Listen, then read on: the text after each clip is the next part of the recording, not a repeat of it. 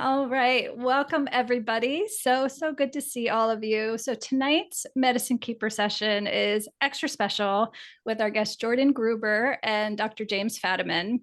You probably have all heard of James Fadiman of the Fadiman Protocol. Same guy, same guy. So, James is one of the original psychedelic researchers of the modern psychedelic era. And he's also been one of the primary pioneers in the microdosing space. So I was reflecting tonight as we were preparing for the call on how many guides were going to be here tonight. And I was like, it must be such a trip for Jim to look out and know how many people are doing this as a profession now. Like to see this as a field, it must be such a trip for you to see this happen real time. Well, it's not just a trip. I'm trying to think back when I first imagined that someone would do this and that there would be enough support in the culture where they would be able to help people who wanted to be helped. And it's kind of like a mycelium, it just keeps spreading in all these strange and surprising places. So yes, it's very exciting. Thank you. I feel I'm surrounded by old friends that I not only have never met and may not, but we are part of the same very odd and growing species. Love it. Thank you. Well, we honor you, we appreciate you, and celebrate you. We know you have a birthday just around the corner. So happy birthday from all of us, too. Thank you. Yes, yes. Awesome. So all of these folks here, so our microdosing community are from people all over the world, microdosing from up to 30 countries, and some of them have just started practice, and some of them have been microdosing for 5 years now since we started. So they're quite steeped in psilocybin microdosing. And we bring these medicine keeper sessions in to introduce them to other microdosing medicines. And so tonight we thought it would be fun to feature all of the kind of advanced topics that you talk about in your book and dive into some of those more finite things that you see in practice. So thank you so much for being with us. Our pleasure. Yeah, sweet. So the Fadiman Protocol.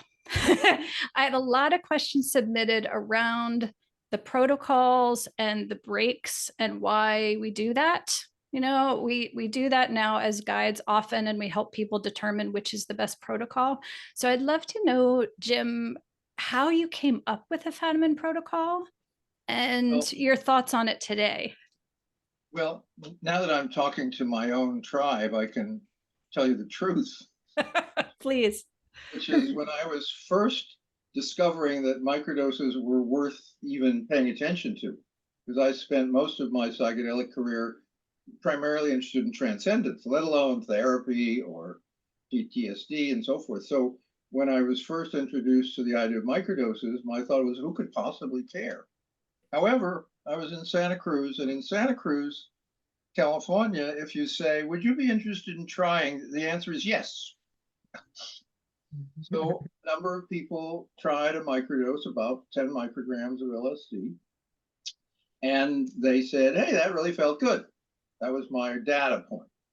Then the first breakthrough was people saying the next day, I still feel good the same way. And some people said, it's even better this second day. So that was the first piece of really breakthrough research, because we knew that psilocybin had left the system, but here we were.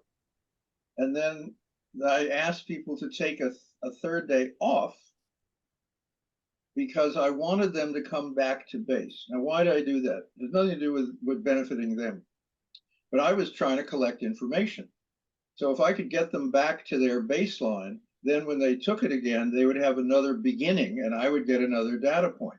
If they just kept taking it, say, every other day, then they would basically plateau and I would get no more data.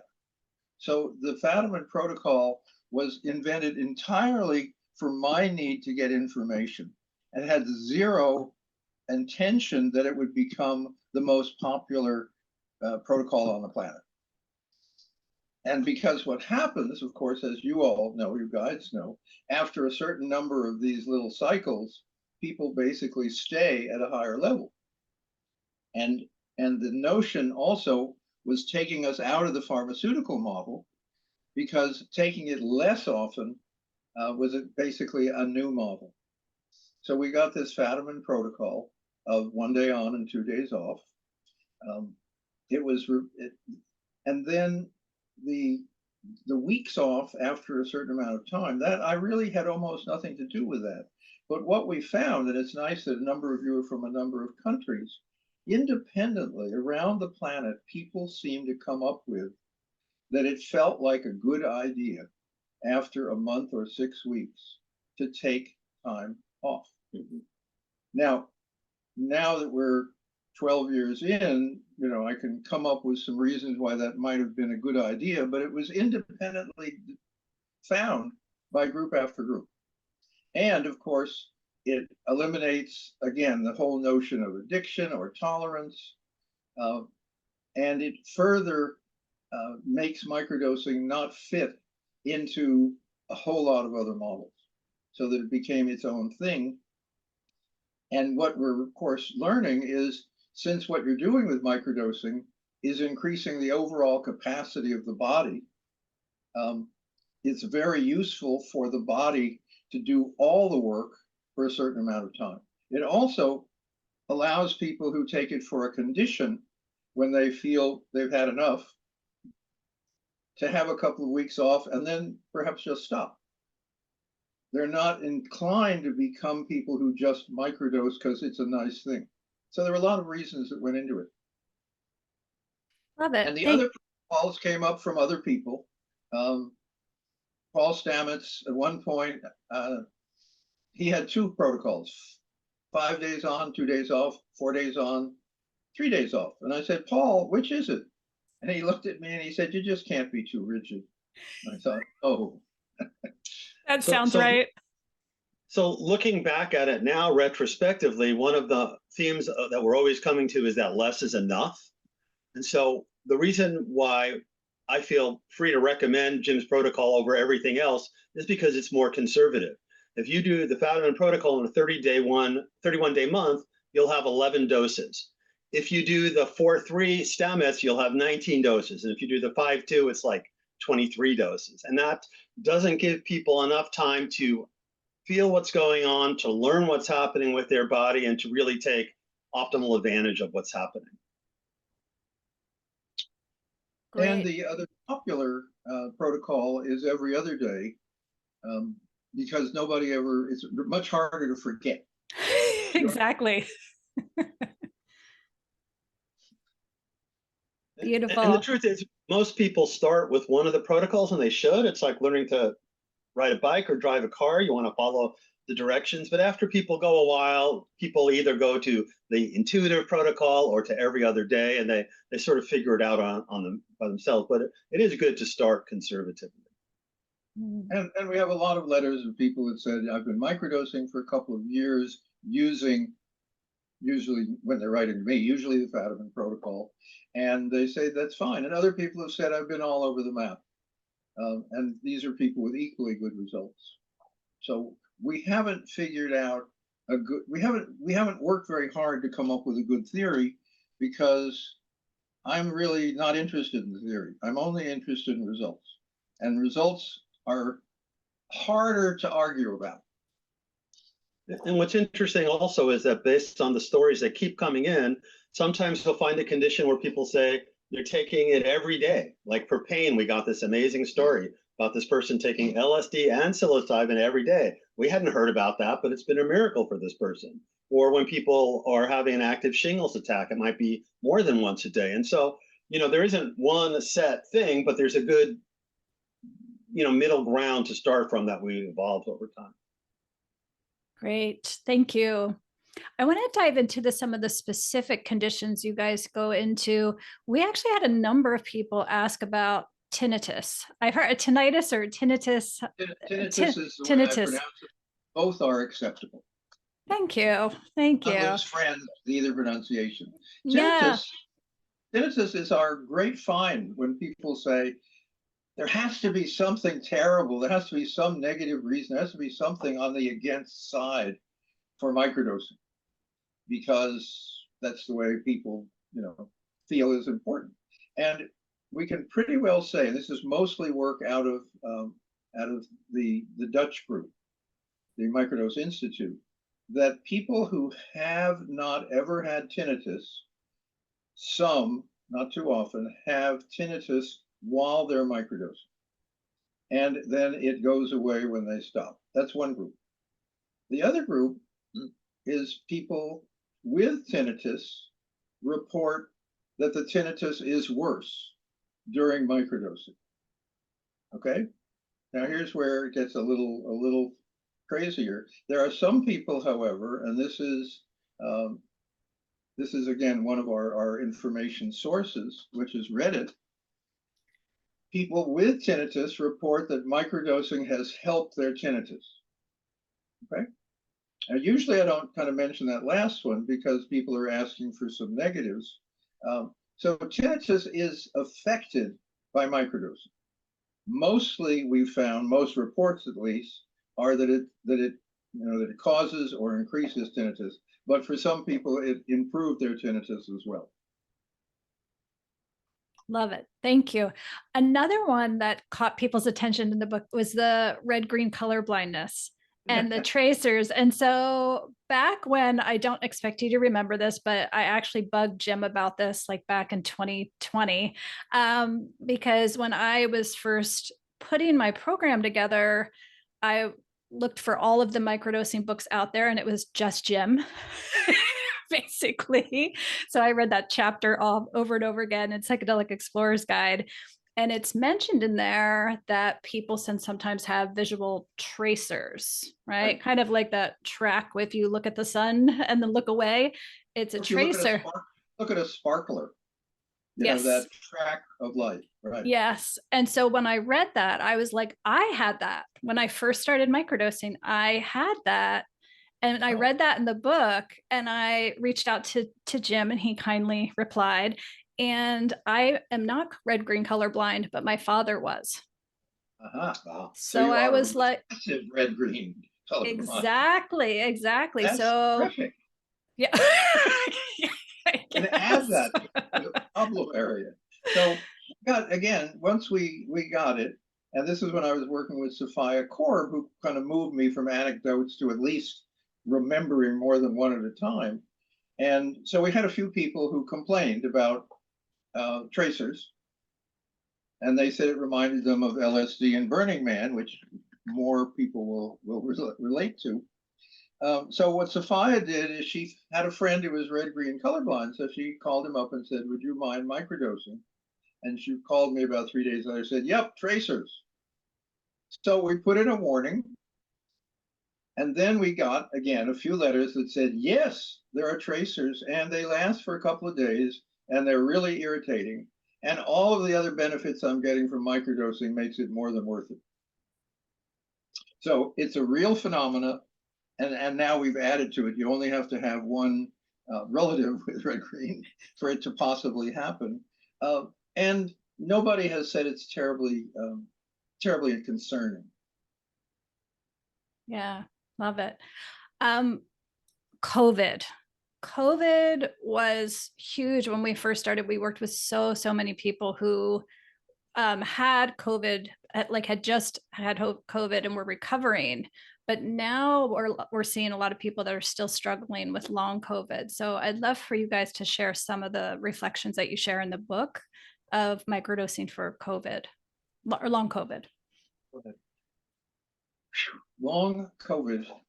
When I get some reports of a condition, I do what anyone does these days, is I become Google educated as quickly as possible. And what I got about long COVID is there are probably in the United States alone 2 million people currently with long COVID. So it's actually a lot. And according to the US government, they do their reports of improvements with whatever they're offering is at the best poor. So we're dealing with a very long-lasting, serious condition for which conventional medicine at this point really has very little to say.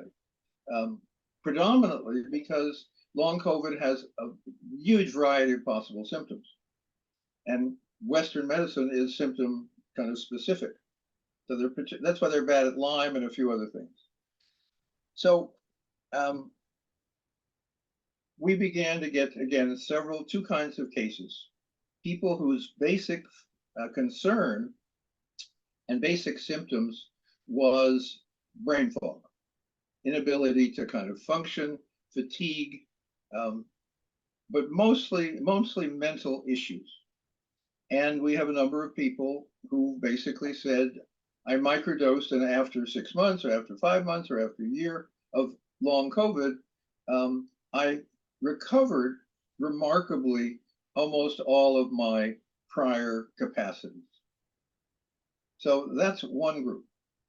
We also have a very long report from a family, and this was a 14-year-old who got COVID before there was a vaccination and before most medical establishments had the faintest idea of what was wrong and what might have caused it. And so he was bounced from hospital to hospital to hospital, usually being protected from some terrible treatment by his mother. And eventually, he suffered literally physical heart damage. At one point, he had something blocking his trachea so that he couldn't eat. So he was a serious case. And he recovered enough physically so that he could kind of live in his room. And as his mother said, he talked only to me for about 3 years. He then, microdosing entered their world, and he began again to recover his ability to function as a person. And this is a kid who won't talk to anybody and lives in his room. Now it's about close to a year, I think. When there's a holiday, the whole family gets together. He's in the middle of it. He's joking and so forth. He dropped out of school. He dropped out of homeschooling. He's now picked that all up. He just is setting up for his first AP class. He's taking his college boards. He has resumed a lot of social activities with his family and with friends. And in many ways, other than some of the physical damage, he's almost fully functioning. So you don't really get a chance to see a terrible case and with this level of recovery, and it's not fast. So that's where we are. And the nice thing about microdosing, if you're working with people that have long COVID, they're going to have the mental improvement. They're going to feel better. They're going to sleep better. They're going to be able to relate more easily. They'll be able to have their own thinking and not have it kind of drift away in the middle of the sentence.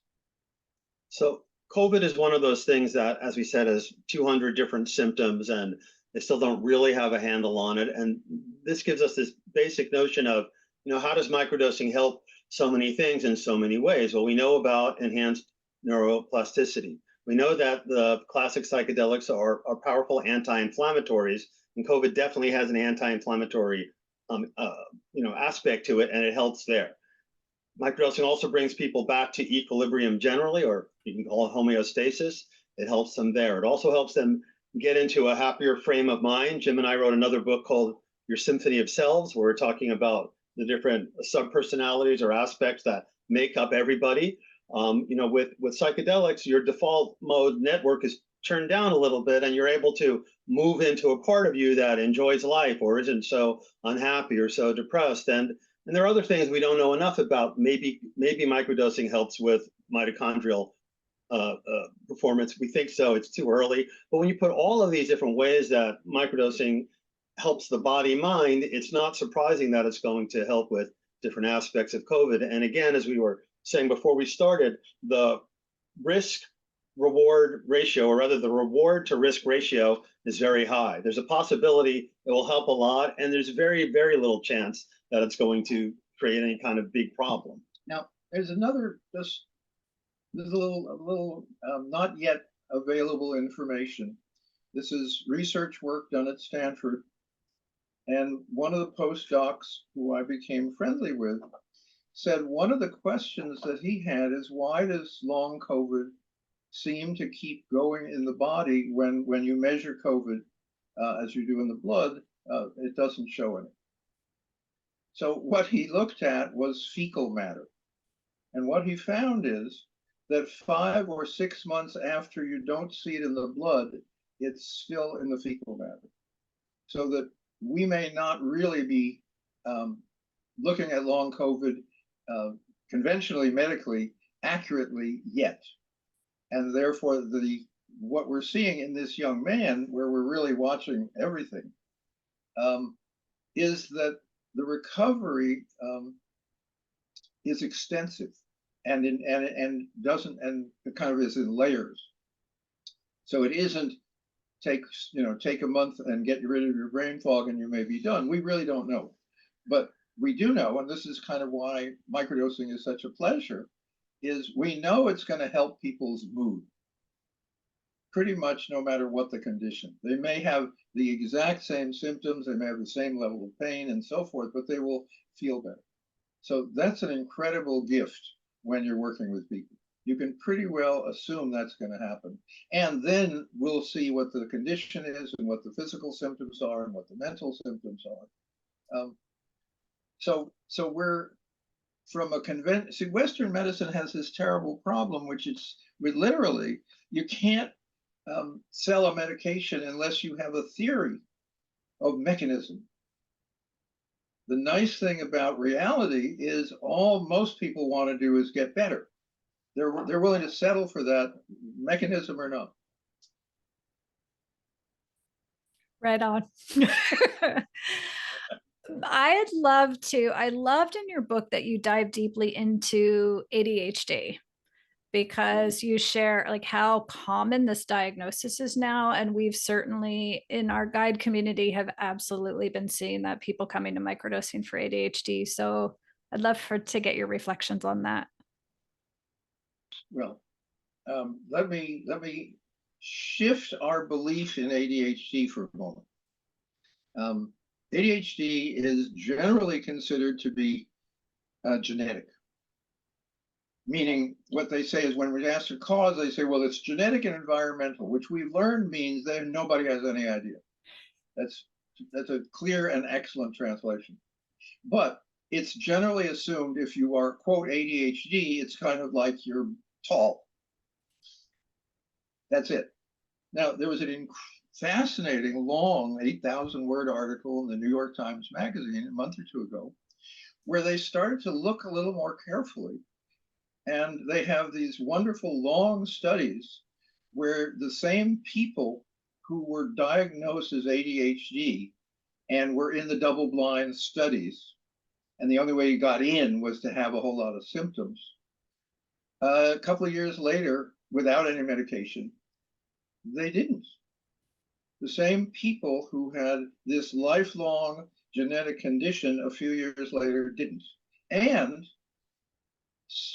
at least in 1 or 2 cases in the control groups, where they were basically not showing any symptoms, over the number of years, some of those people showed up with symptoms. And it looked like if one was to make a non-medical remark about ADHD, it shows up most strongly in the boring school situation of 1st to 6th or 8th grade. There's a number of the cases described in this article, which is, gee, I had all these symptoms, I took all these meds, and I always felt that I needed the amphetamines to keep going. And then I got interested in fill in the blank.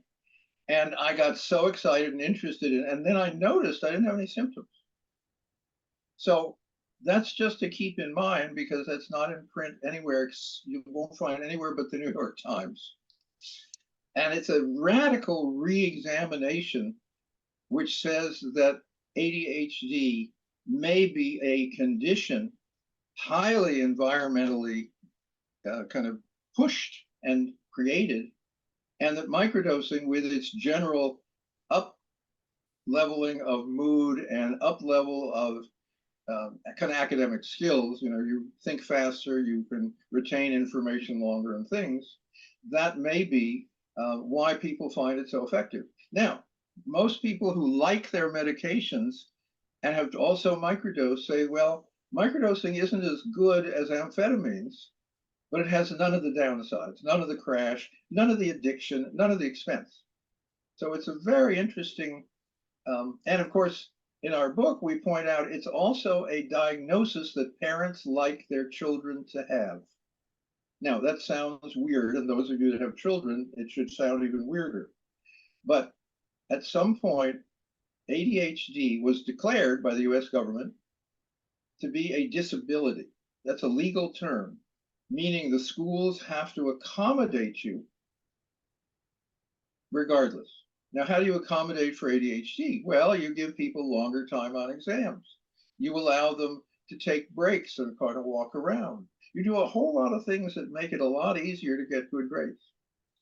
And we see this where parents really will fight you if you suggest that the diagnosis may not be real. So ironically, though, in this article in New York Times Magazine by Paul Tuff, one of the things they pointed out is that people think they're doing better academically when they're on the drugs, but they're not. They feel more involved and engaged, but their actual academic performance is the same. And then I also wanted to mention the study that came out on March 19th about 20 micrograms of LSD for ADHD. The study itself was very clear that it was a low dose study and not a microdosing study. Not once do they call it a microdosing study, but nearly every newspaper and website that reported it says proof that microdosing LSD doesn't work for ADHD. So what they entirely miss is that there is a sweet spot. If you go above the recommended dosage ranges, most people are not going to have the same benefits. And this is all across all of microdosing, but particularly as a friend of ours said, oh, they gave people with ADHD 20 micrograms of LSD and they couldn't focus. Wow, big surprise. So this study is just, the reporting of this study is phenomenally bad in that every single news organ said microdosing for ADHD doesn't work, when we know from what we've received and from what you're saying here that it is one of the things that microdosing works best for. And it's just fascinating to see how the scientific news industry can get something like this 100% wrong. And in the study, the folks who are running it said, well, we knew that we were doing more than a microdose, but we thought that if we double the dose, we get more effects and it would be easier to see. So they entirely missed the notion of the sweet spot, or what I like to call a peak efficacious zone, or a PEZ. That's sort of at the heart of microdosing, that less is enough. And they gave 20, which is the high end that you should be giving. And of course, and they got the exact effects we expect. So as we say, it's a troublesome area. But in terms of you guys, the reason that microdosing seems to help people who have the symptoms of ADHD, no matter when or how long, their system works better. They're able to, as I remember one girl saying, I could listen to the dullest professor and still pay attention. Now, when I read that at the time, I was just more amused. But now, as I get this New York Times data from a lot of studies, what she was saying is it overcame the inherent boredom of the situation I was in. I mean, how many of us have been to an exciting lecture and a boring lecture? And how much did we retain of the boring lecture? Not as much, because we lost interest. So we were showing probably ADHD symptoms during our lack of attention during the boring part. So it's a complicated area. It's a kind of large section in the book, as a number of you know, and it doesn't include most of what we just told you, because that's all since the book came out. So you're ahead of the game. But if you look at 50 to 80,000 3 to 8-year-olds on Ritalin in this country, you got to think there's a better answer that's less harmful, and perhaps that's microdosing. No, thank you. And I love PEZ. I'm borrowing that. The PEZ, peak efficacious zone. Yeah, it's a sweet little candy. I It's do. right. You're hitting Oh, the sweet spot. I had my collection. You I should had my know it. collection. I think it's one of Jordan's great creations. I'm very fond of it. Love it. Love it. Autism. Autism spectrum. I would love for you guys to talk about this because we've definitely seen people on the spectrum require a sometimes significantly higher dose than standard. So Good thoughts story. on thoughts on autism spectrum? Yeah. Well, when Sophia and I were doing our research, what we did is we said, if you'll write to our website, it'll have the best instructions we have at the time. This was about 6, 7 years ago, of how to microdose.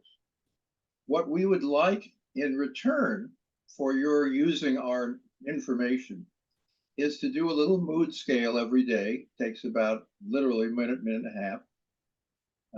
And then at the end of 30 days, write us a note about what you noticed looking back over a month. And what we found, of course, is a wide variety of situations. And I'm so caught up in that bit of memory that I lost the track of the question.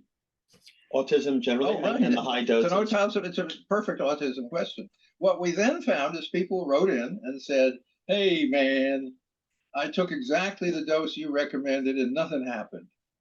But I kept upping the dose. And when I got, instead of 7 to 12 micrograms of LSD, when I was at about 50, I got all of the basically improvements that you guys talk about. And I said to Savia, what should we do with these people? She said, well, let's not put them in the study because that's too hard. However, let's notice that people who are in the high end of the spectrum regularly report that they need a higher dose before the usual spectrum of effects takes place. So that's just data. And we recommend that people look at a really wonderful book called Autism on Acid by someone who grew up with high functioning autism, meaning super smart and terrible social awareness, very, very limited social awareness. That's the kind of pattern.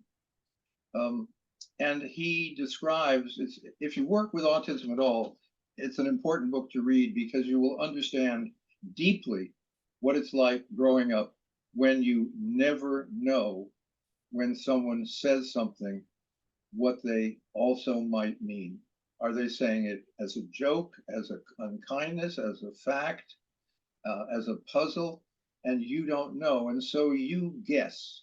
And when you guess, that takes a moment of time because you're figuring out what's the best thing to do. And this is the world they live in. When they suddenly microdose, it's like those movies where everybody's in black and white, and then something happens and various people suddenly are in color. So that whole world of the high functioning autism is its own website and its own research world now. This wonderful guy is now working with the Royal College in London doing research on high functioning autism and microdosing. Aaron Orsini. Yeah, Oren, right. Aaron, Aaron Orsini. And it totally made me able to work with people like this from a position of really knowing where they were coming from, which hadn't happened before. Now, you want to talk about the other kind of autism? Yeah, you should tell that story. Yeah, the other kind of autism, this is more what you see, well, we see it in children, and they don't function very well. They just don't function. And I get a call from someone who is very comfortable with psychedelics and has an interesting career, and he has a child who's about 4 or 5 who has serious child autism. And he's saying, can I give him some LSD? And I do what we're all supposed to do, which is, I'm not a doctor. I can't give you advice. And general advice from physicians is you don't give children anything because their brains are not fully formed. He said, thank you very much. So about a week later, he wrote me and he said, I decided on what the dose is and I gave it to my son. And he had more words, he was more social, and he hit his head on the floor much less often. Okay. Now, I've kept up with this little family, and the child is now about 9. And what the father says is about once a month, he gets a small dose of LSD, and it resets his emotional capacities. He settles down, he's more focused, he's more friendly, he's happier. He can speak better. He speaks better. And what the father was saying now, he and I go out into nature, and he is incredibly curious about things. He's asking questions, and basically we're dealing with a very different situation. So these are the kinds of information we have up till now. Now, by the way, you're all guides, or a lot of you are guides. Everything I've been saying, somebody wrote us. Somebody wrote us about something either special or not so special, and we've incorporated that into what we're talking about. So I'm really requesting any or all of you either to tell me about one of your clients, or if your client would like to write us, it matters. And let me just give you the example. We have something called microdosingbook.com. That's our address, microdosingbook.com. We got a note from someone that said, I'm in Slovenia. I'm 62. I used to work with children with learning difficulties, and I've had dementia for 5 years. She then wrote us in English and kept saying, it's English. She said, I can read and write and understand English, but it's hard for me to write in English. And she wrote us a small note of what had happened since she's been microdosing for a month with her dementia. And one of the things she talked about is she's playing the piano again, which she hasn't played for about 7 years. We wrote her back, please write us in Slovenian and we'll translate. Because she is teaching us about dementia as we have predicted it is likely to be an important next area for microdosing. She had a number of improvements and she was really delighted. And again, the URL for the book is microdosingbook.com. And there's a place where you can submit reports, stories, and comments. So, if there's something you want to say, or you have some amazing success with a client, please let us know about it. Or if you have something really terrible happens, that's really probably, since those are rare, those are more important. So, but that's how it's working. And that's so that you all are an incredible information source, and don't be shy in sharing it. Thank you. Was the case in Slovenia, was that with psilocybin? Yeah. Beautiful. Thank you. I loved that you guys mentioned the role of gut health. That doesn't get talked about very often. Can you share a little bit more about someone's gut health impacting their microdosing experience? Well, remember, there's a reasonable way of looking at human beings. That we're the bottle that the microbiome has created to live in. Okay, and that we also know that changes in the microbiome affect mental and physical and mental health and other things. What we know is that microdosing, as part of a lifestyle change for IBD, has been proven very effective. We have a friend who literally dropped out of medical school because he wanted to set up a program where people could learn to get off of their lifetime meds for IBD. And it's lifestyle, and it's diet, and it's microdosing. And it's quite reasonable because you put it, there's this kind of mythical way where people say, well, LSD acts on the brain. And I said, well, how does it get to the brain? Well, it goes through the blood system. Does it go anywhere else in the body? Does it just hold on until it gets to the brain and then drop in? Well, the chances of it touching any single cell of the body is quite high. And the microbiome, which has more neurons in the intestines than you have anywhere else in the body, except the brain, is going to also be affected. So it is highly likely, and nobody has done any research, but it makes sense that if it affects every other part of the body, it affects the microbiome. Well, we do discuss a little bit of research, and it is clear that a lot of the serotonin in the body is produced in the gut, and it just makes sense that that is one of the places and the ways that improvements are going to come about. And there's a lot of people looking into this now, and they're very excited about it. So I think you will hear more about this. The other thing to think about is that on the very front end, if you don't have a healthy gut, intestines, and stomach, then you will need more psilocybin to get you to the same place. So people who are entirely, healthy, that they might be at that 0.1 to 0.3 grams of psilocybin, while somebody who is not at all healthy and has a lot of problems might need more to get to the same place, because it's, the psilocybin has to be converted into psilocin, and that all happens in the body. So that's kind of a front end factor to think about. So what we don't know is how microdosing accelerates or decelerates the effectiveness of microdosing. But the chances of it doing something are terribly high. Got it. Got it. I wanted to get your thoughts on longevity, because one of the things we have noticed from the start in our community is we get to see people over time in their process. We work with them in 6-week cycles, but then very often we get to see them 6 months later, a year later. And it's been remarkable to watch people look younger and more radiant and more vibrant, often lose physical weight, just lose density, energetic density from the body.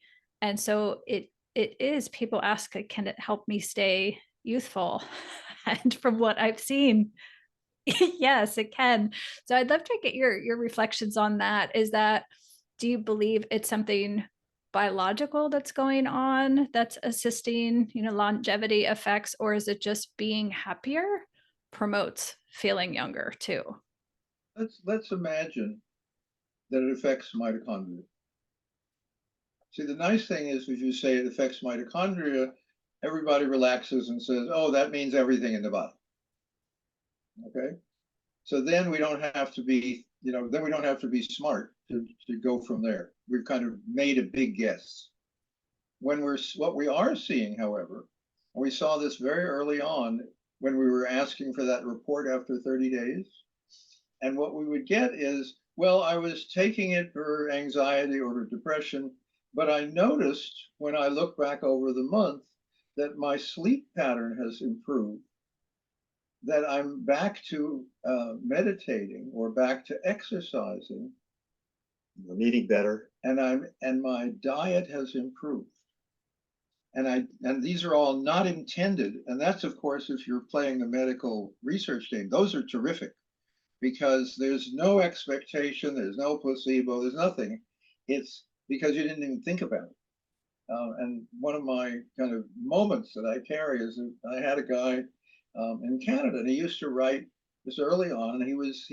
His problem was being a gambling addict, among other problems. He was also a pot addict. And as he let go of those, he was addicted to very, very long letters. So I know all about his children and his grandparents and everything. But at one point, he says, I went out to dinner with the kids, and I looked at the menu. He was also a junk food addict. Okay? He looked at the menu, and by God, I wanted a salad. Okay? So what we're seeing is the body. As you know, your body prefers that you would lead a healthier life. You, however, have your own opinion, which is, I really want to scroll another 100 stories about what Trump is doing before I go to bed, knowing that I'll stay up too late and I won't sleep as well. Your body says, I think you should turn the damn thing off. And what we're seeing is that microdosing seems to allow the body to have more votes about what you're doing. So the people you're seeing, now, of course, if you're seeing people who've been depressed, they look enormously better, and they're not depressed, so their diet has been improved. They probably now have better relationships. They're enjoying parts of their lives, and of course, they should feel younger. So another way of looking at longevity is, first we break the benefits of microdosing generally into physical and mental health conditions that are improved, and then into enhanced performance, as in the title of the book. And one of the aspects of enhanced performance that we see in long distance runners and ultra marathon runners, and we have a lot of reports that this is so, is that they just have more endurance, they just have more energy. So if you think about longevity as being more endurance on a lifelong scale, there does seem to be something that boosts everything and makes people healthier over time and have more ability to keep living their life. So I don't think we have any studies about longevity and microdosing yet, but there is a crossover. There are some people in the longevity movement who are definitely studying psychedelics and microdosing. And if something is helping you in all these different ways, you're making better food choices, and you're happier in your relationship and having less negative thinking, all of that is going to improve your chances of living a longer, healthier life. Thank you. Yeah. One of the, excuse me, one of the guides, Robin, had submitted the question, the word adaptogen. Would you use the word adaptogen to describe psilocybin? Well, only for the next 35 minutes when it's on sale at 50% off.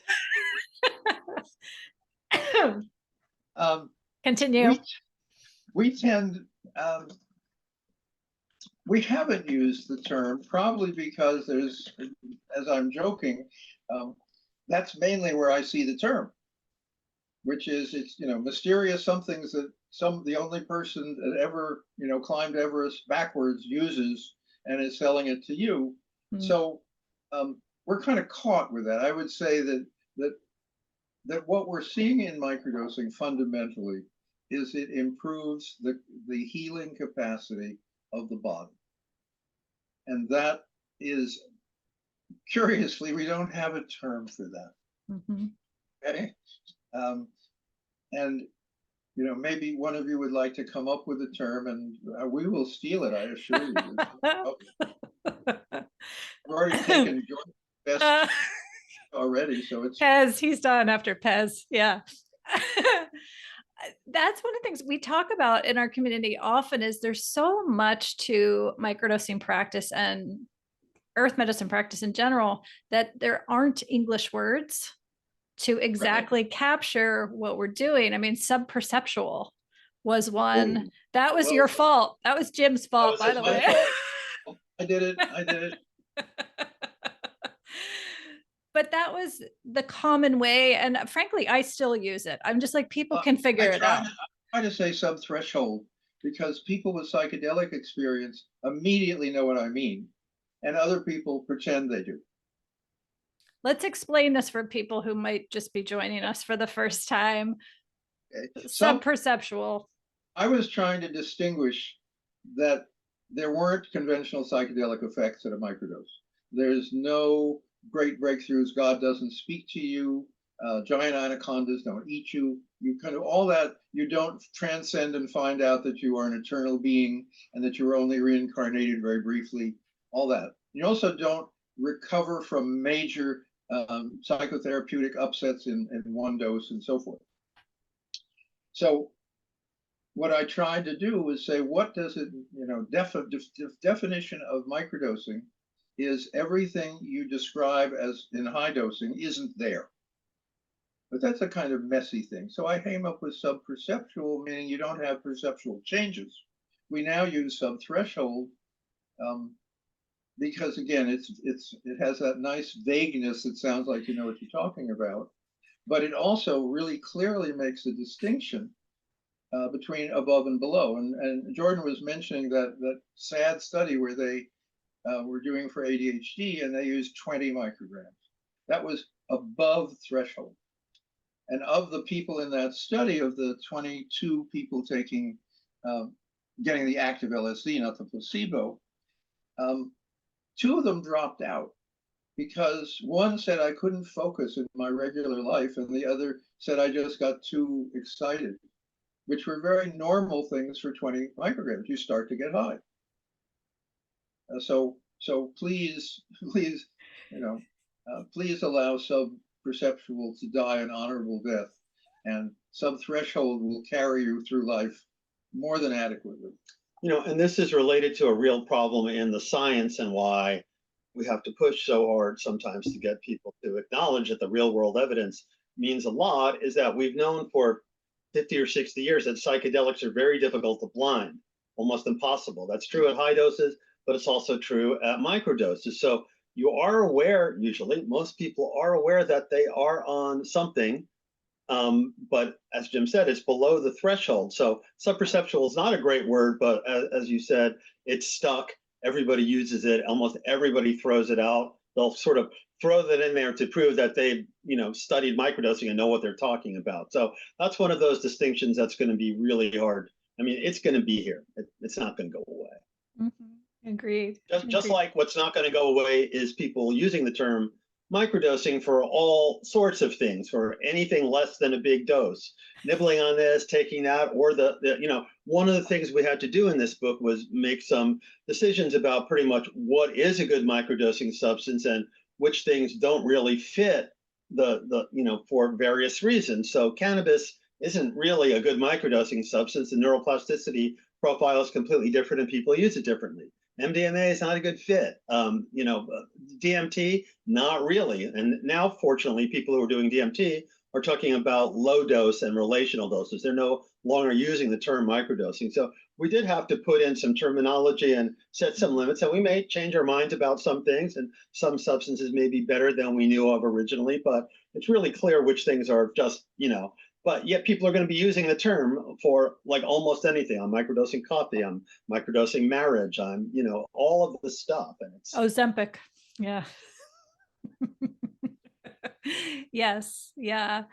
One of the things, and Jordan knows this, I was just so grateful. They do a masterful job in their book of how to speak to people that are waiting for the science where the science hasn't proven and showed it. So I just want to thank you again publicly, because it was so beautifully expressed, and that comes up so often for people both who are participating in microdosing and receiving so many great benefits, and also for guides who receive this from people who don't want to start until the science proves it. So well, they should be forced to read the history of antidepressants, where the science has never been proved. It's called the serotonin hypothesis.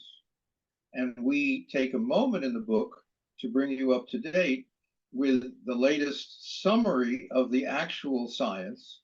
And it is that serotonin does not have any reality in the discussion of antidepressants. That it happened to be a nice, you say serotonin, and people say, "Ooh, you know hard, you must be smart." And if you say there's no evidence after 50 years of hypothesis, they say, "Well, why is it such a big business?" And then you just have to explain that even the manufacturers of SSRIs now will say about 30% of people it has no effect. Now, if it really was something physiological, it would be very doubtful that 30% of the people don't have bodies that it would work on. So we really I have at this point, the fair way of saying is SSRIs do not make you happier. They make you less unhappy. And that's why people report who don't like them that you feel like a zombie, because you not only are less unhappy, and this has been measured, you are less happy. When you microdose for depression, you are less unhappy, very similar curves to what you see with successful SSRIs, but you're also happier. So our little summary is, for microdosing, you are less sad, as true for SSRIs, and more glad, which is why people, when they microdose, they don't say, "Well, I'm less depressed, I feel a little better." They usually say after a certain amount of time, "I'm back. I feel," I don't know how quite to explain it, but I feel the way I felt before I got depressed. So it's a totally different set of mechanisms And what we see is that microdosing has this, what you'd expect. If the whole body is improving, you should be less sad and more glad. As you do when you remember sometime you've been ill, do you remember how good you felt when you were recovering, not recovered, but while you were recovering? You said, oh my God, every day I feel. That's the feeling that we're seeing when people come out from depression. So an analogy here that we've said a couple of times is that when you have a headache, you take aspirin, but that doesn't mean that you got the headache because you didn't have enough aspirin in your system. And also just on the science generally, one of the things that you will see people saying, even though there's no longer any question, is that we're still not sure if microdosing is just a placebo yet. And you'll hear this from different members, very well-known members of the psychedelic leadership, who I won't name, but they're all, it's kind of like they feel it necessary to put that out there. But when you look at the science, the fact that you have similar signatures between high and microdoses, but at a lesser amplitude, when you see what Connor Murray has done in showing that there is a peak efficacious zone. We know that people do better at 13 and 26 micrograms, and there's other factors. When you see the total amount of real world evidence that we have, including the microdose.me study and all the rest we have, we know, and you can try it for yourself. Anybody who wants to know if it's just placebo can just try a microdose and they'll know it's not. And yet you will see everyone, including all these leaders, in the, saying, well, we're not sure if it's so. It's almost like they're stuck in this information from 5 years ago that, we have Connor Murray saying in the book, we don't have to talk about that anymore. We know it's not just a placebo. Well, the question of when does we're learning, and we've learned actually, unfortunately, through the last election, how difficult it is for incorrect information to leave the system. So we're not going to be able to change the world, but most of you have a friend on the other side of the political spectrum. And what you found is that facts, science, emotional meaning, all of it, they have a way of somehow saying, well, yeah, that's true, but I don't want to change a single bit of my belief. I'm remembering a wonderful thing where a reporter is interviewing a woman who's committed to a political position that I think is not likely to be true. And he says, can I give you some information? And she says, no, I don't want any information. And I thought, okay, I got it. The other thing that you see repeated, this kind of shibboleth that keeps getting repeated, is that for serious mental conditions, you have to have high doses with a therapist. Well, we have tons of reports of microdosing working for treatment-resistant depression, for example. So the idea that it doesn't have to be high doses with a therapist, it's stuck by people who have a certain position and have been going in a certain way. When you spent years becoming a psychotherapist, I'm a psychologist. I've been a therapist. And I know the rules of therapy, which is people are not allowed to get better without insight. And if they get a repressed memory, you get extra points. Oh, now I know why I can't eat broccoli. Because that time when I was eating broccoli and my uncle shoved my face into it and humiliated it and so forth. Okay. What we find in psychedelics, particularly depression, is the most fascinating, is you get, you say, well, you're not depressed anymore. What do you think happened? They say, I don't know. Did you have a breakthrough? Did you have an understanding? Did you shift something? I don't think so. And this is true for PTSD.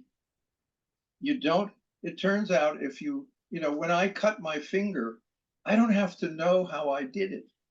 My finger says, I think I'm going to heal this part of you.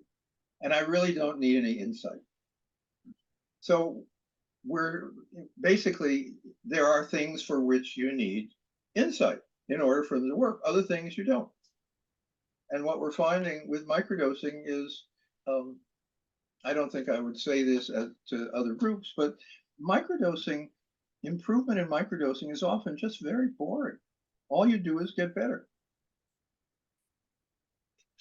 Not so bad. Can I ask you guys a personal question? I'd love Sure. to know your personal favorite microdosing medicine. You have a favorite, I don't. Well, I, for me, it's still LSD with a little bit of a stack from a tiny bit of not fully decarboxylated amanita pantherina. Honestly, Wow, is what that's specific. is what I like most. But it's different ones. Like yesterday, I tried for the first time ever microdosing with peyote, someone who's a native, and we've done some things. She sent me, and it was very different. So, we get back to this. Is there really a difference between psilocybin and LSD? Is LSD a non-specific amplifier while psilocybin wants to teach you and heal you? And yeah, maybe, but they both tend to work pretty well for most of the same things. So, sometimes, I had about 2 months ago, 3 months ago, after the book came out, I had a little bit of post-book departum depression, I've been calling it. And because it was such a big project, and we put it's the hardest thing I've ever worked on, and a friend of mine had created a new microdose with penis envy, not albino, but just regular penis envy, and it was like a one pill and something. Actually, I did have, like, all of a sudden I was feeling better about everything, and so I think sometimes you need some things and sometimes you need others, and I really like Amanita too. Although it's you got to be really careful, because if it's prepared the wrong way, or if you take too much of it, it will mess you up probably. So I don't have a specific favorite, but if I only had one on a desert island for the rest of my life, it would be LSD. Jim? It doesn't feel like a kind of question that works for me. Your Your publisher's not here. I tried a metaphor that wouldn't, like, embarrass you for asking the question. Mm-hmm. And then when I came is what's your favorite protein? Salmon. Okay. So has anything changed in the universe now for anybody else? Okay. So I think what Jordan is pointing out, and he's a much more of a connoisseur than I am. That means he uses more often. He simply has more experiences to draw from. Have you ever been, if you're not a wine snob, have you ever been with one? Oh yeah, we've got a lot of Californians here. Right, and so and they're saying, well, this one is, and you have no idea what they're talking about. This one has a rhubarb aftertaste followed by chocolate. You think, this is wine.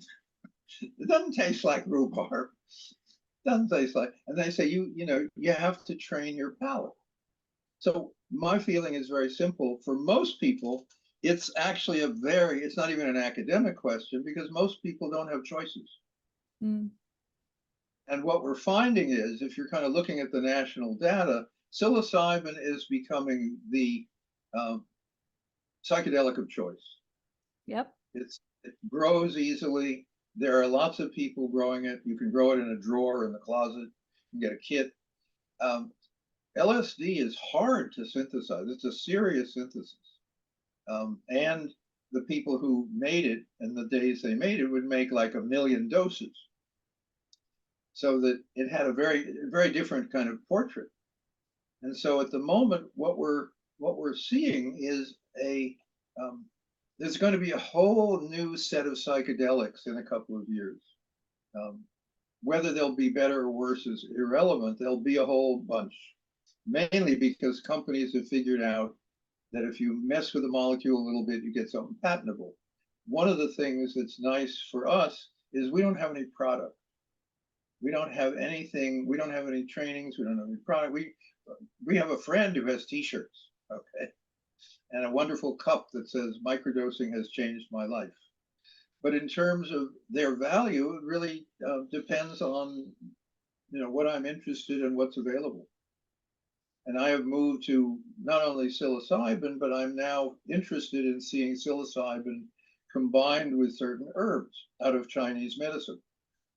There's nothing here that I can, recommend or share, but I have a friend who's a very serious Chinese trained herbalist who is looking at the interaction of psilocybin with certain herbs. So that's another area that we'll look at in the future, but it's not going to change the basic effectiveness of microdosing, either LSD or psilocybin. Thank you. I'd love to hear from both of you what you're most excited about, say, in the next decade ahead for the microdosing field, whether it's like research that you're really keen for attention to be paid to, or just developments in the field. Well, on the one hand, it will be nice when we can get past this stuff about it only being a placebo and only being high doses with therapists. So I'm excited about that, but I'm looking more at the enhanced performance part of it. I am thinking that, we talk about creative things like poetry and music. We talk about better relationships and sex. We talk about martial arts and volleyball and long distance running. My sense is that over time, the aficionados of every type of creative art and sport, and coding we talk about a lot, and is that there are going to be people in nearly anything you can mention who are going to be at the cutting edge, who are going to play with and find that microdosing actually helps them. And I think that you will find the performance spreading through every sport, every physical endeavor, and whether it's knitting and crocheting to writing to you're going to see microdosing being recognized by many people. And I would think that there will be interest groups and advocacy groups at the leading edge of all of this going, here's how we're using it and here's what really makes a difference. So I'm excited to see some of that happen and might try to help push that along. Yeah, and I have two feelings about the next decade. One is I'd love to see most of it, as I'm older than Jordan. But what I'm looking at is the possibility of the medical world actually getting that there is that doing the least harm starts with microdosing. So for a huge number of conditions for which there are multi-billion-dollar industries, we are the disruptors.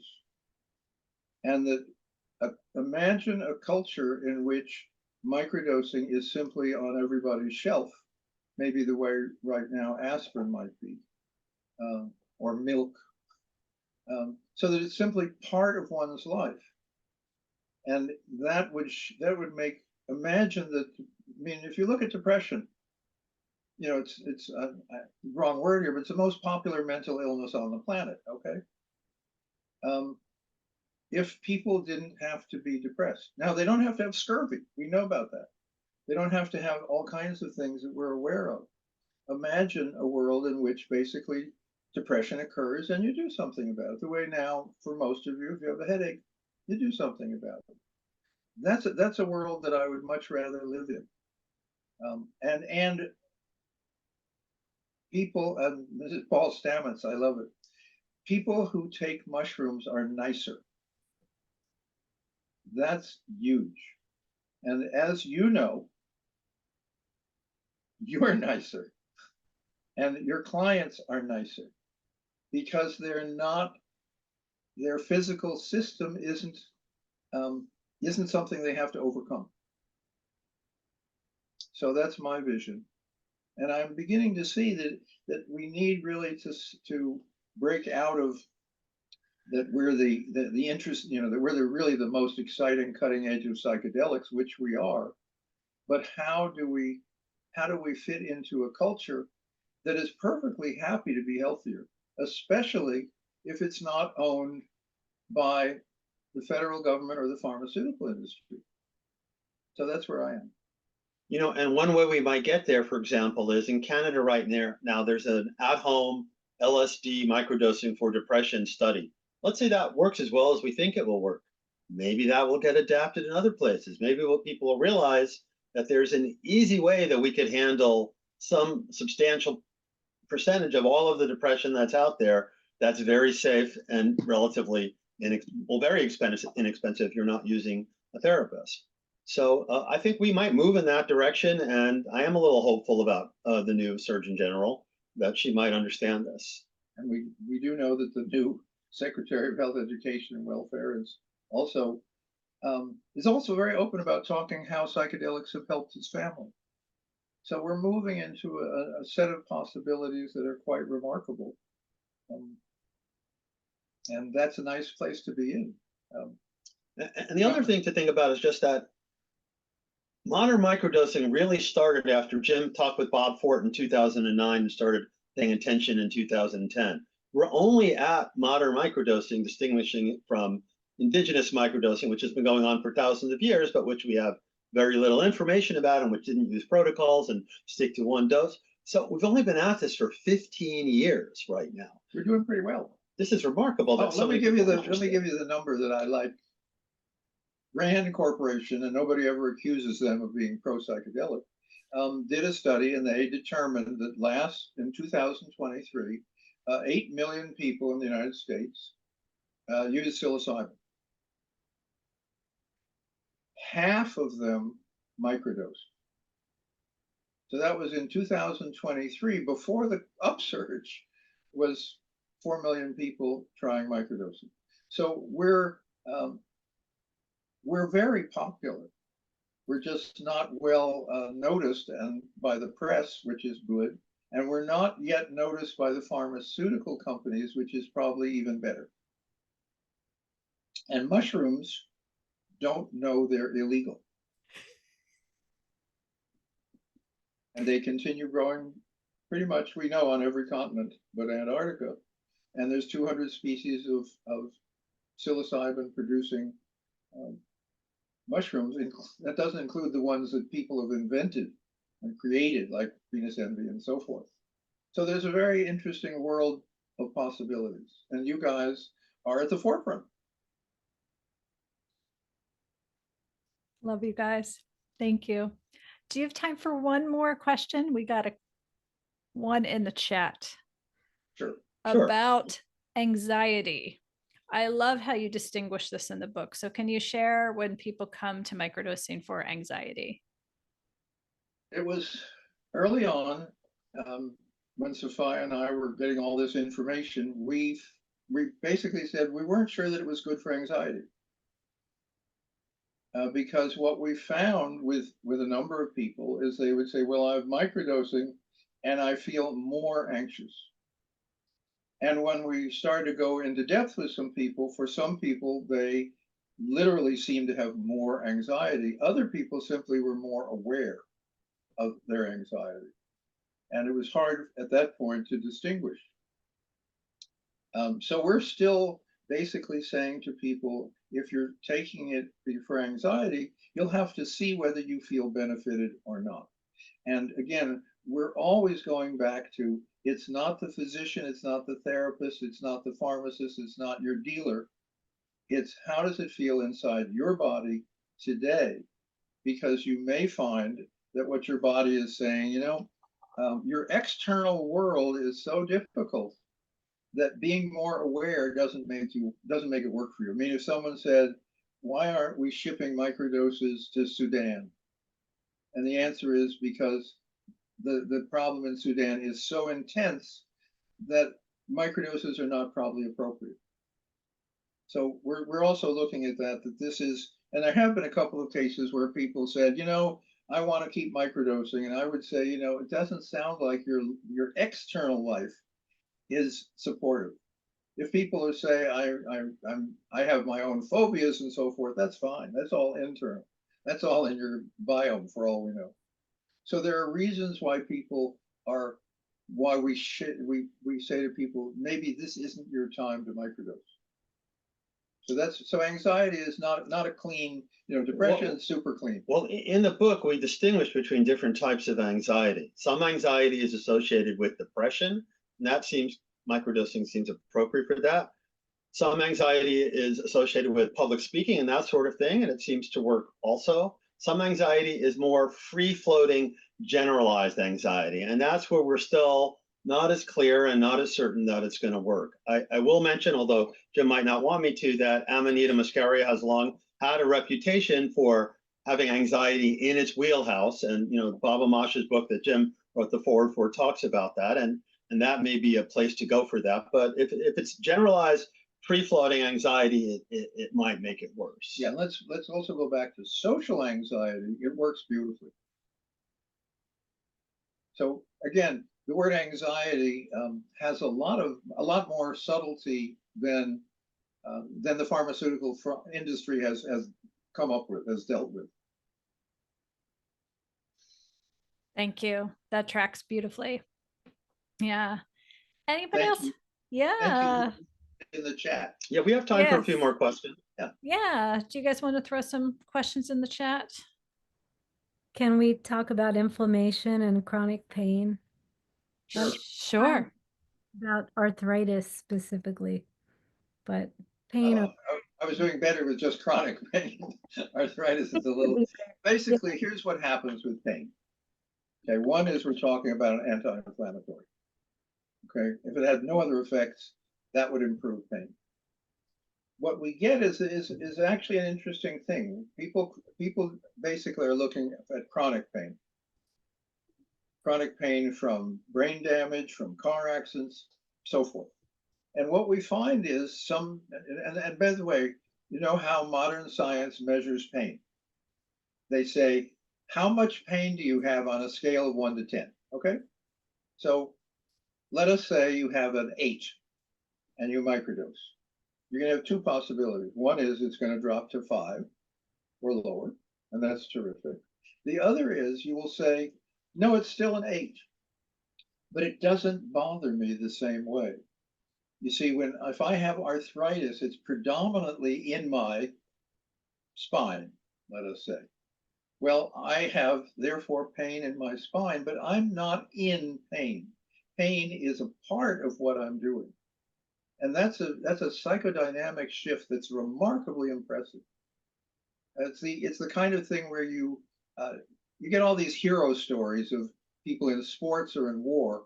Is something terrible happens and they go right on doing something incredibly difficult. How do they do that?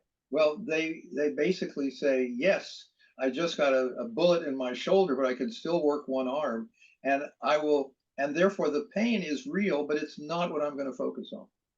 Microdosing sometimes makes that shift where people basically say, I'm no longer a pain patient.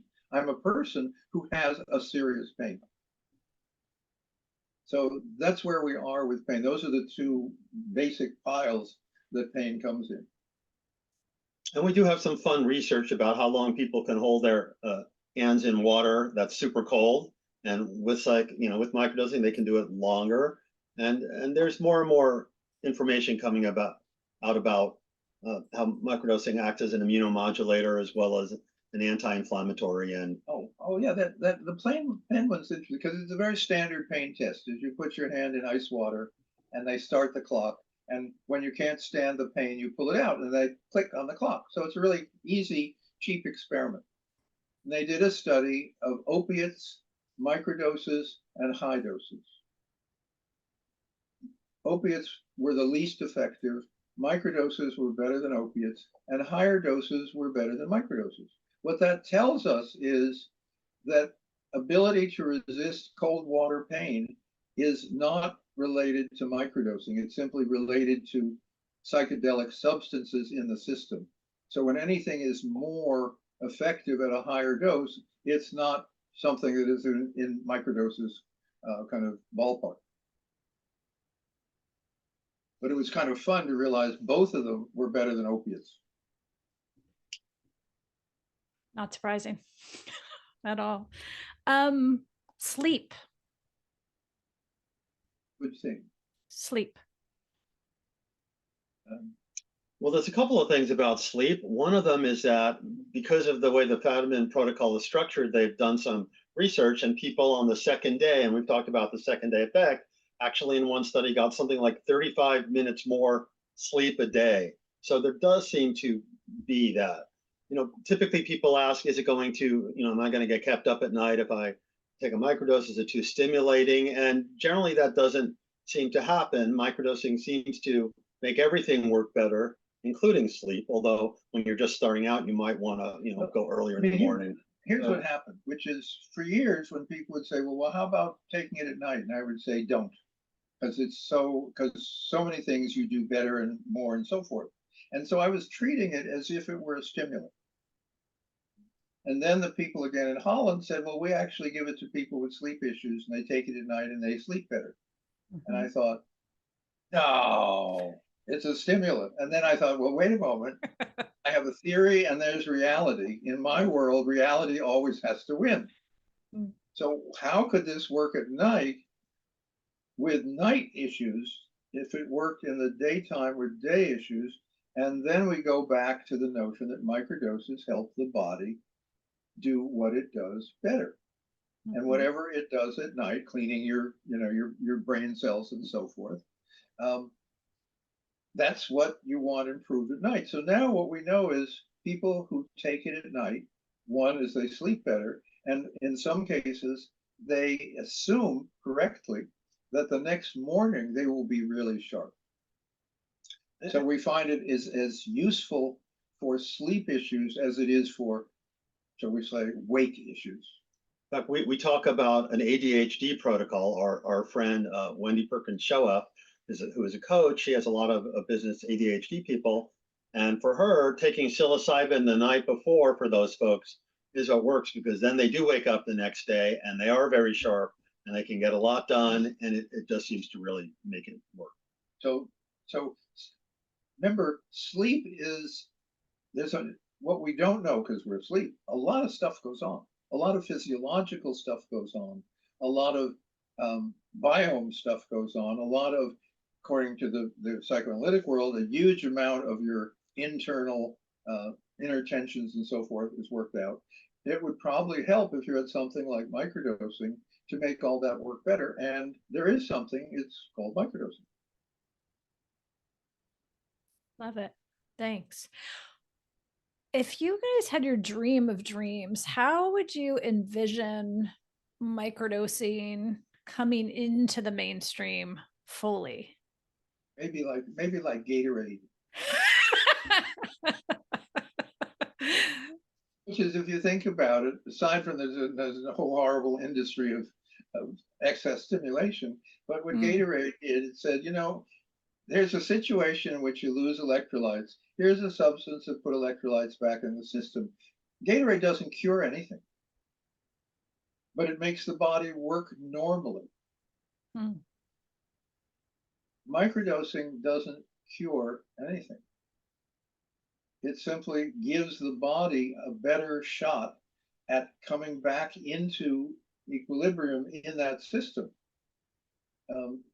If we think of, we haven't talked about migraines. Why does microdosing help migraines? Well, there was an old theory of migraines that I liked, but nobody uses it anymore. So I don't know what causes migraines anymore. And what we know is microdosing does not cure migraines. It will reduce migraines about 90%. So that's, again, with depression really goes away. So and perhaps whatever causes migraines is something that microdosing can't get to the root of, but it gives the body a much better chance to feel better. And also keep in mind, and if you ever have anyone, cluster headaches. Again, if you don't know cluster busters, make a note, clusterbusters.com or .org. They're the people who have been using psychedelics for about 15 to 18 years on cluster headaches. Cluster headaches are the worst pain human beings can ever experience. And over the years, they have come from massive doses of psychedelic to slightly above a microdose. And that's why it's important, if you're going to work with anyone with clusters, go to Cluster Busters, read what they say, make sure your client reads what they say, because these are the experts, and they've got thousands of cases. And I went to a conference once, and some of the bravest people I've ever met are people who can live with clusters, knowing they can put on their calendar when they next will have this suicide-inducing level of pain. They're extraordinary people. And microdosing, a little higher, again, different conditions have slightly different, but again, they're below the threshold. So when the cluster busters started, the people on the board who founded it, they were taking 5 or 8 grams of mushrooms because that was the only way they could get the headaches to go away. Now their beginning recommended dose is 0.25, a quarter of a gram, which is in the microdosing range. And but as Jim said, on average, probably they're just a little over a gram for what people need. But to go back to your question, my dream is what's actually happening here. This is my dream. We have more and better information coming out, not just from the book, but from Reddit and from lots of other places. And there's this question about how science proceeds. Does it go one funeral at a time, as I'm forgetting which famous German physicist said that science proceeds for quantum physics. Right? Yeah, one funeral at a time. You have to wait for the people who don't get something in order to die, or if in this case, a lot of people are just beginning to get it. So when we were interviewed by Mayim Bialik of the Big Bang Theory and Jeopardy, she has a PhD in neuroscience. Not once did she bother us about, is it just anecdotal evidence, or maybe it's just like, she got that right away. And I'm confident that many more people are going to understand this. And yes, we do have some issues out there around, the placebo double-blind criterion not really being appropriate for microdosing, and about people in the leadership saying that you need high doses with a therapist.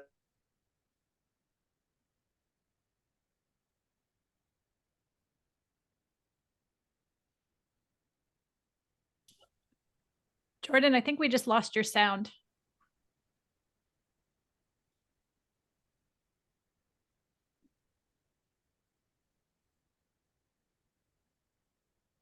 Okay.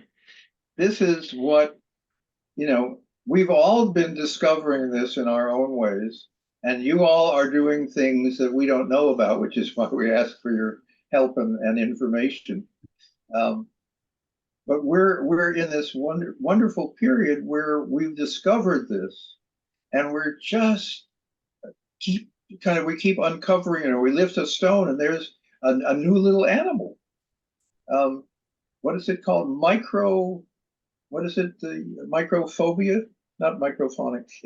There's a mental condition, mycophonia or mycophobia, which is you are upset by people who make small repetitive sounds near you. Oh yeah. Like misophonia. Thank you. I've just been reading up on it because we got a letter from one of you that said, I've had it and nothing's helped, and microdosing has made it way better. When you look it up, basically nobody knows what causes it and nobody has any idea what to do about it. And microdosing helps. And if someone says, well, why would microdosing help? The answer is, that's the wrong question. Does it help or does it not? If it does, then you research people have something to work with. But we're getting that kind of a letter, like the wonderful, woman in Slovenia. We're learning about dementia. So we're, what does Ram Dass say? We're all walking each other home. Well, we're not walking each other home yet, but we're walking with each other and we're pointing out things along the way that can help other people. And my daughter has recently been working with National Geographic, and one of their trips is walking to Compostela Cathedral in Spain. And it's about a 10-day trip, and they walk about 10 miles a day. She sent us this wonderful picture of, on certain stones, there's a little graphic. And the little graphic, which you wouldn't notice otherwise, actually says, yes, this is the right road. This is the Camino that will take you towards the cathedral.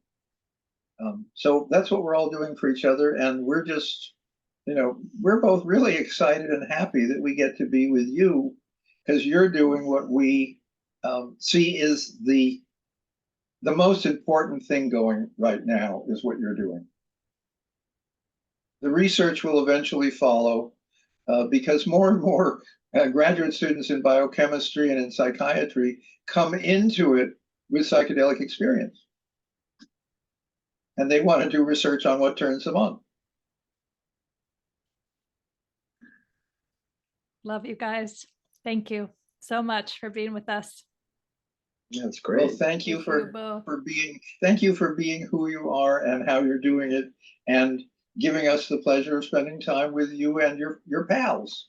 Aw, thank you. Thank you everybody for being here. And yeah, invitation to share. The website again is microdosingbook.com. Word. Yep. Yep. And I'll invite you guys anytime you want to join into one of our community calls so you can hear everybody's experiences. You're welcome anytime Super. to join us. Super. Thank you so Thank much. you. Yeah. Yeah. Thanks for coming, everybody. Good night, everybody. Good night. Good night, everyone. Thank you so much.